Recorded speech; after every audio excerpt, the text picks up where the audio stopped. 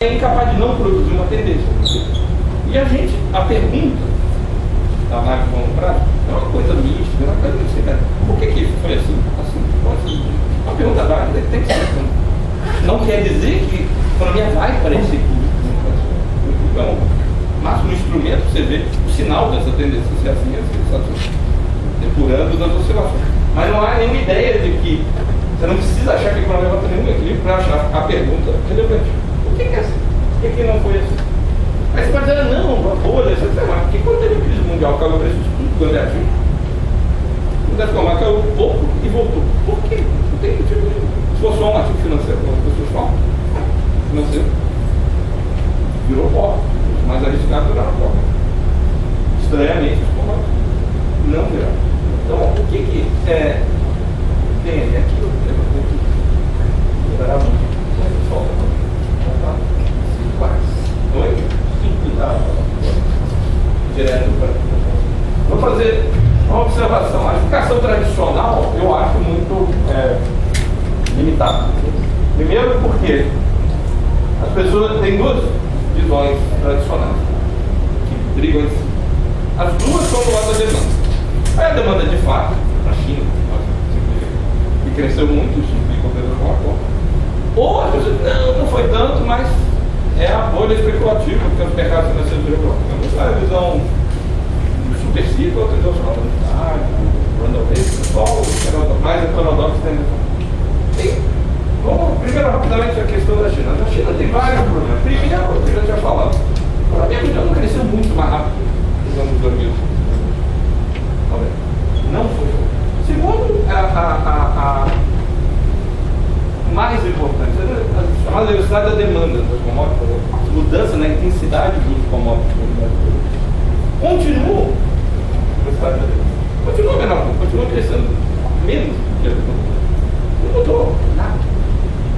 Se a rigor tem uma exceção, que é, e a outra coisa, que as pessoas usam o negócio da China de forma muito esperta e às vezes enganosa, ou que querem vender títulos indexados a commodities. A China cresceu muito a demanda de commodities e muita importação, mas de uma base muito baixa. Então, a China importa 2%, café 0, cresceu a 27%, mas agora é 0, entendeu? Tem que tomar cuidado com o negócio de China, porque é muito fácil falar coisa espetacular na China, tem gente pra caramba, aí não tinha nada, tudo era assim, uau, bilhão, mas não é tão assim. A demanda da China é sobreestimada. A necessidade da demanda geral é menor que a única exceção muito importante é a demanda chinesa por metais, que essa cresceu realmente espetacularmente. Se você ver aqui, a tendência dessa intensidade da demanda, se ela está parada, ela está caindo, eu estou usando cada vez menos matéria-prima fisicamente para energia, metais e comida. Ela cai. Bom, parte do desenvolvimento. Porém, sem a China, metais, sem a China, continuou caindo, vai caindo. Metal sempre cai menos. Com a China, fica maior que só de metal. Mas veja bem, fica maior que mas começa em meados da década de 90, e os preços só começam a crescer em 2003. A demanda não está bombando. Se olhar os itens de pano, cresceu muito na década de 90, os preços estavam muito. Então, com a demanda. Então, isso é questão de poder estar faltando especulação. Não vai entrar aqui a função dos cinéticos, especulação está bobagem. E é claro que a regulação financeira aumentou muito o crédito disponível para eles, que dá uma oscilação muito maluca. A minha pergunta é só essa última linha aqui. Mas os efeitos não foram simétricos. Por que não deu um boom de subir muito? Depois de cair muito. Por exemplo, o preço de imóveis nos Estados Unidos subiu muito, mas caiu muito. Ali é que é mais que subiu. O que houve? Um financiarizado? Por que a commodity não foi isso? Então, nada contra, no curto prazo, na discussão futura, que é uma confusão, a volatilidade maluca. Por quê? A demanda não cresceu tanto. A especulação, algo afetou. Qual é a variável mais importante da especulação na prática? É o preço esperado. Não é o mercado, é tudo igual. É tudo interligado. É o preço esperado mesmo. Pode? como é feita a especulação. Algo convenceu a maioria do mercado especulador que a tendência era crescer. Aí você volta ao início, tem um otimismo coletivo ou tinha alguma base para isso por aí. Mal, errado, não estou dizendo que ninguém previu, mas alguma coisa fez a média das pessoas que precisam prever o que a outra pessoa acha, o que a outra pessoa acha, o que vai acontecer com a commodity lá na frente, de que a tendência era subir ou era descer, mas o que é? E aí, aqui, tem um pouco lá, correndo, quem quiser depois, tem uma frase não está aqui, o fundamental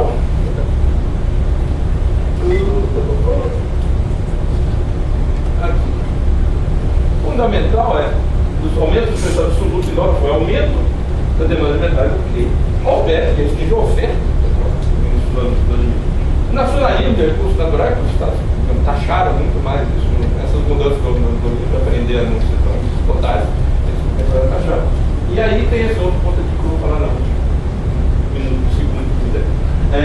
Já passei, mas é fundamental. Então, mas isso é muito importante. Um conjunto de mudanças na oferta que não são levadas em conta. Tá? Não só a demanda, e nem certamente escassez física. Tem metais na Terra, ou que tem na Terra, para 2,5 bilhões de anos. O sistema solar vai acabar. O sistema solar vai acabar bem antes, então não é esse o problema. E reserva conhecida nem tem tanto produto, porque não vale a pena. Há muitos anos atrás, eu uma palestra na Associação de Engenheiros da Petrobras, a pessoa começou a falar que o petróleo acabava, era uma coisa sobre os Estados Unidos era ver. E o Felipe, quando acabei com acertei alguma coisa, eu falei, fura mais.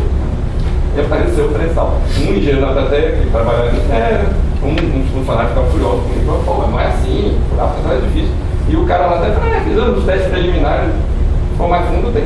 O problema não é que o preço vai subir, ele vai acabar.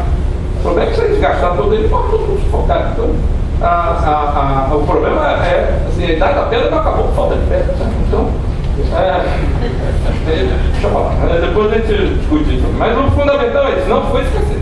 Foi vários elementos de custo que foram entrando, inclusive rendas, uma postura estatal, não sei o quê, e custos de produção. No caso do petróleo, por exemplo, o OPEC, que tem custo muito baixo, não produz tudo, aí você tem que produzir na areia, cara, Brasil, bituminosa, não tem nada a problema, não é que falta, porque o OPEC segura. Então, não tem nada a ver com escassez natural.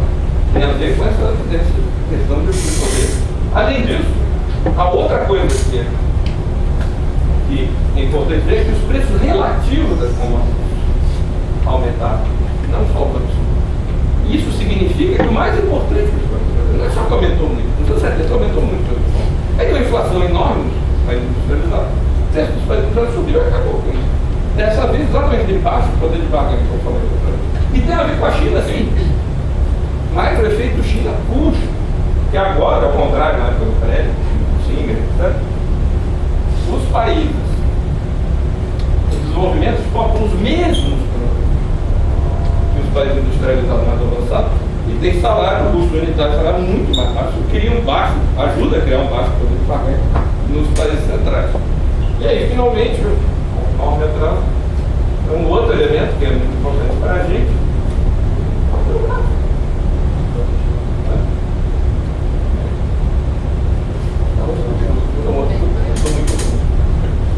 Então, os pontos pela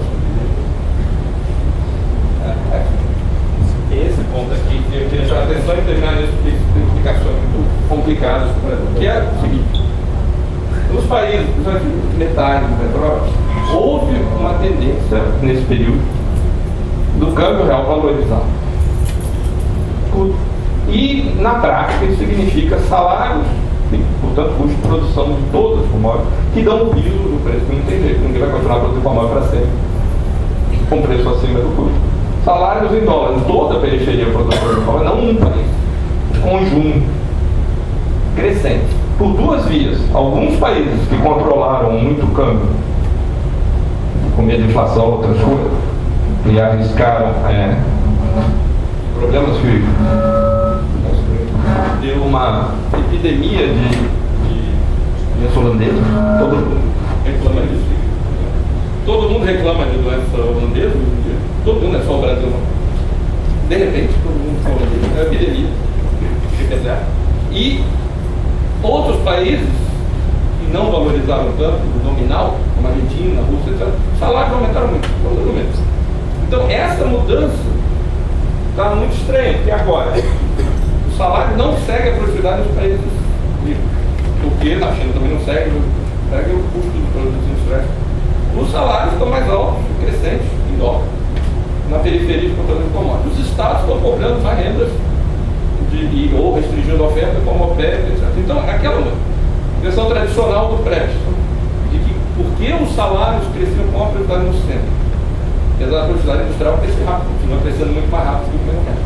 Mas não caíram os preços dos países ricos, porque o salário lá crescia. Na periferia, a produtividade crescia menos, mas o salário não acompanhava o termo do próprio grau. Virou o contrário.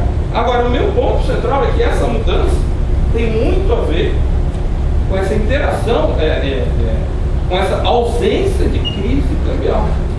Porque ela permite essa sustentação, digamos, desses custos altos de produção do dólar para o conjunto dos países. Pode ser muito ruim para um país valorizar mais do que o outro, mas para o conjunto da periferia, isso melhora os termos de troca.